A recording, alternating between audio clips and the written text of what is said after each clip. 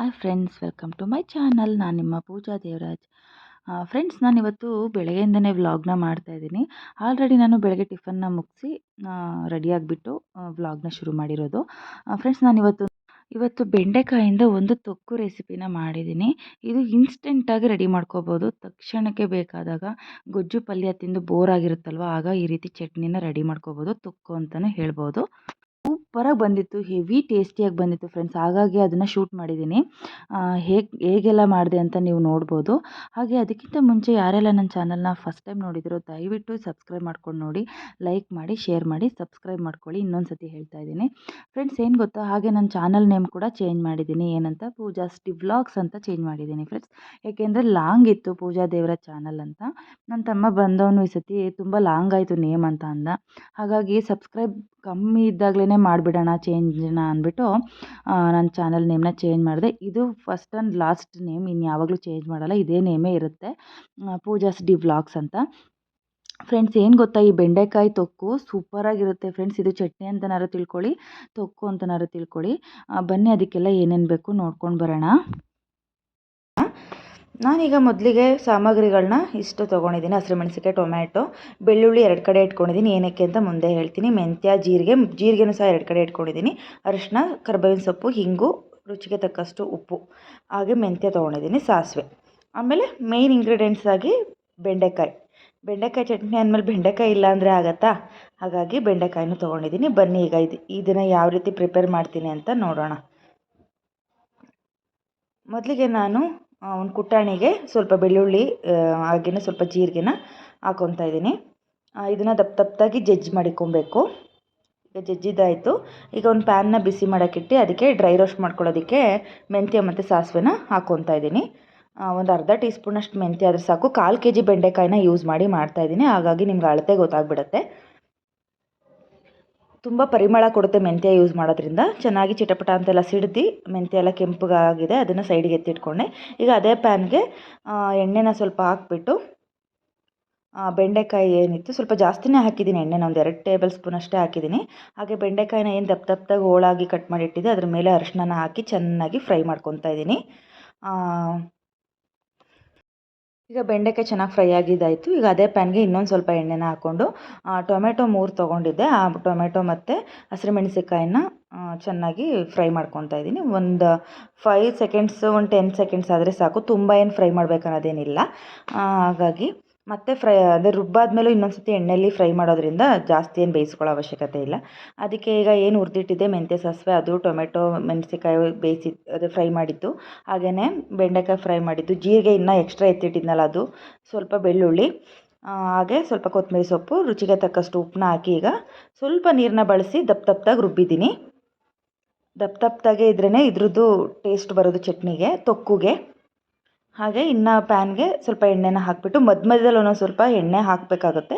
ಈಗ ಒಂದು 4 ರಿಂದ 5 ಟೇಬಲ್ ಸ್ಪೂನ್ ಎಣ್ಣೆನ ಬಳಸಿದ್ದೀನಿ ಸ್ಟಾರ್ಟಿಂಗಲ್ಲೇ. ಅದಕ್ಕೆ ಸ್ವಲ್ಪ ಸಾಸಿವೆ, ಹಾಗೆ ಹಿಂಗು, ಒಂದು ಅರ್ಧ ಟೀ ಸ್ಪೂನಷ್ಟು ಹಿಂಗೆ ಹಾಕಿದ್ದೀನಿ. ಹಾಗೆಯೇ ಕರಿಬೇವಿನ ಸೊಪ್ಪು ಒಂದು 2 ಗೆರೆಯಷ್ಟು, ಹಾಗೆ ಜಜ್ಜಿಟ್ಕೊಂಡಿದ್ದೆನಲ್ಲ ಬೆಳ್ಳುಳ್ಳಿ, ಜೀರಿಗೆನ ಅದನ್ನು ಹಾಕ್ಬಿಟ್ಟು ಚೆನ್ನಾಗಿ ಹಸಿ ವಾಸನೆ ಹೋಗೋವರೆಗೂ ಫ್ರೈ ಮಾಡಿ, ಏನು ದಪ್ಪದಾಗಿ ರುಬ್ಬಿದ್ದೆ ಬೆಂಡೆಕಾಯಿ ಪೇಸ್ಟನ್ನು ಅದನ್ನು ಹಾಕಿ ಚೆನ್ನಾಗಿ ರೋಸ್ಟ್ ಮಾಡ್ತಾಯಿದ್ದೀನಿ. ಫ್ರೆಂಡ್ಸ್, ಈ ಕಾಂಬಿನೇಷನಲ್ಲಿ ನೀವು ಸ್ವಲ್ಪ ಲಾಸ್ಟಿಗೆ ಚಪಾತಿ ರೊಟ್ಟಿ ಎಲ್ಲ ತಿನ್ನುವಾಗ ತುಪ್ಪ ಆ್ಯಡ್ ಮಾಡ್ಕೊಳ್ಳಿ, ಸಖತ್ತಾಗಿರುತ್ತೆ. ಇನ್ನೂ ಟೇಸ್ಟು ತುಂಬ ಚೆನ್ನಾಗಿರುತ್ತೆ. ಇದನ್ನ ಸ್ಟೋರ್ ಮಾಡ್ಬೋದು ನೀವು, ಹೊರಗಡೆನೂ 3 ಡೇಸ್ ಸ್ಟೋರ್ ಮಾಡ್ಬೋದು. ಯಾಕೆಂದರೆ ಕಾಯಿ ಏನು ಬಳಸಿಲ್ಲ ಅಲ್ವಾ, ಹಾಗಾಗಿ ಫ್ರಿಜ್ಜಲ್ಲಂತೂ ಒಂದು 15 ಡೇಸ್ ಇಟ್ಕೊಂಡು ತಿನ್ಬೋದು ಈ ಚಟ್ನಿನ. ಸಖತ್ತು, ನನಗಂತೂ ಇಷ್ಟ ಆಗಿದೆ. ಇನ್ನು ಯಾವಾಗಲೂ ಬೆಂಡೆಕಾಯಿ ತಂದರೆ ಯಾವಾಗಲೂ ಬರೀ ಪಲ್ಯ, ಗೊಜ್ಜು ಇದೇ ಆಗ್ತಿತ್ತು. ಈ ಸತಿ ಚಟ್ನಿನ ಮಾಡಿಕೊಂಡ್ರೆ ಆರಾಮ್ಸೆ ಒಂದು 2 ದಿನ 3 ದಿನ ಇಟ್ಕೋಬೋದು. ತಕ್ಷಣ ಮಕ್ಕಳು ಸ್ಕೂಲ್ಗೆ ಹೋಗುವಾಗ ರೊಟ್ಟಿ ಚಪಾತಿ ಮಾಡಿ ಕಳಿಸ್ಬೋದಲ್ವಾ, ಹಾಗಾಗಿನೇ. ಏನು ಗೊತ್ತಾ, ಗೊಜ್ಜು ಪಲ್ಯ ಟೇಸ್ಟ್ಗಿಂತನೂ ಈ ತೊಕ್ಕಿನ ಟೇಸ್ಟೇ ಸಖತ್ತಾಗಿರುತ್ತೆ. ನನಗಂತೂ ತುಂಬ ಇಷ್ಟ ಆಯಿತು ಫ್ರೆಂಡ್ಸ್. ಈಗ ನಾನು ಜಾರಲ್ಲಿ ಇದ್ದಿದ್ದ ನೀರನ್ನು ಸಹ ಸ್ವಲ್ಪ ಹಾಕಿದೆ, ಮಸಾಲೆ ಇತ್ತಲ್ವ, ಹಾಗಾಗಿ ಮಸಾಲ ಏನಿತ್ತು ಅದರೊಳಗಡೆ ಇನ್ನೂ ಸ್ವಲ್ಪ ಲೋಳೆ ಅನಿಸುತ್ತೆ ಸ್ಟಾರ್ಟಿಂಗಲ್ಲಿ, ಆಮೇಲೆ ಫುಲ್ ಸೆಟ್ ಆಗಿಬಿಡುತ್ತೆ ಲಾಸ್ಟಲ್ಲಿ ತೊಕ್ಕು. ಏಕೆಂದರೆ ಬೆಂಡೆಕಾಯಿ ಸ್ವಲ್ಪ ರೋಸ್ಟ್ ಆದಾಗ ಏನು ಪೂರ್ತಿಯಾಗಿ ಬೆಂದಿರಲ್ಲ ಅಲ್ವಾ, ಹಾಗಾಗಿ ನಾನು ಇನ್ನೊಂದು ಸ್ವಲ್ಪ ರುಚಿಗೆ ಉಪ್ಪು ಬೇಕಾಗಿತ್ತು, ಹಾಗಾಗಿ ಪುಡಿ ಉಪ್ಪು ಒಂದು 1/4 ಟೀ ಸ್ಪೂನಷ್ಟು ಹಾಕ್ಕೊಂಡೆ.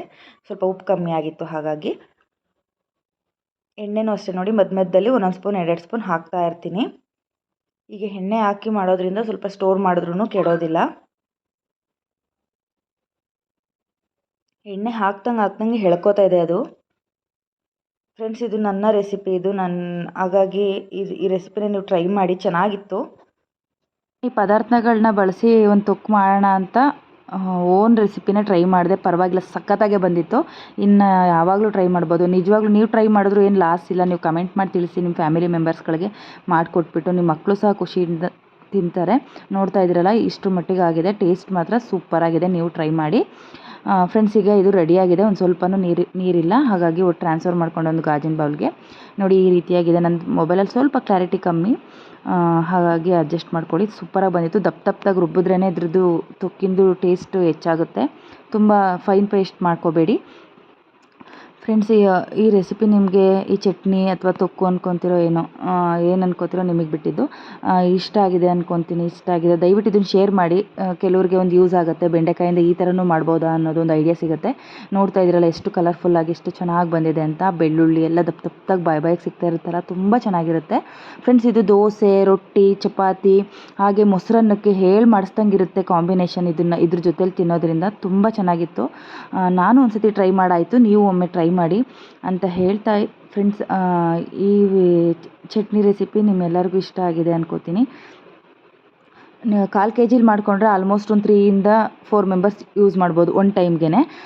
ಸ್ಟೋರ್ ಮಾಡ್ಕೋತೀನಿ ಅಂದರೆ ಒಂದು ಅರ್ಧ kg 3/4 kg ಬೆಂಡೆಕಾಯಲ್ಲಿ ಮಾಡಿಟ್ಕೊಂಡ್ರೆ ಒಂದು 15-20 ದಿನ ನೀವು ಆರಾಮಾಗಿ ಇಟ್ಟು ಯೂಸ್ ಮಾಡ್ಬೋದು. ನಾನೀಗ ಚಪಾತಿಗೆ ಮಾಡಿದ್ದೆ. ಇದನ್ನು ಕಾಂಬಿನೇಷನ್ ಸಖತ್ತಾಗಿತ್ತು. ಒಂದು ಸ್ಪೂನ್ ತುಪ್ಪ ಹಾಕ್ಕೊಂಡಿದ್ದೆ, ತುಂಬ ಚೆನ್ನಾಗಿತ್ತು. ಫ್ರೆಂಡ್ಸ್, ಅನ್ನನೂ ಊಟ ಮಾಡ್ಬೋದು ಬೇಕಿದ್ರೆ. ಗುಡ್ಗಾರನೂ ಮೀರಿಸ್ತು. ಇದು ಅಷ್ಟು ರುಚಿಯಾಗಿತ್ತು ನಿಜವಾಗ್ಲೂ.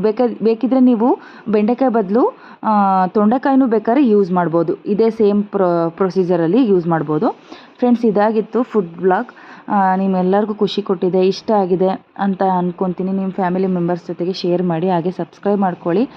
ಇನ್ನೂ ಹೆಚ್ಚು ಒಳ್ಳೊಳ್ಳೆ ವಿಡಿಯೋದೊಂದಿಗೆ ಬರ್ತೀನಿ. ಮುಂಬರೋ ವ್ಲಾಗ್ಗಳು ಅಷ್ಟೇ ತುಂಬಾ ಇಂಟ್ರೆಸ್ಟಿಂಗಾಗಿ ಒಳ್ಳೊಳ್ಳೆ ಪ್ಲೇಸ್ಗಳಿಗೆ ಹೋಗಿರೋಂಥ ವೀಡಿಯೋಸ್ಗಳು ಬರುತ್ತೆ. ನಿಮ್ಗಳಿಗೂ ತಿಳ್ಕೊಂಡಂಗೆ ಆಗುತ್ತೆ. ಯಾವ ವ್ಲಾಗ್ನೂ ಮಿಸ್ ಮಾಡಬೇಡಿ.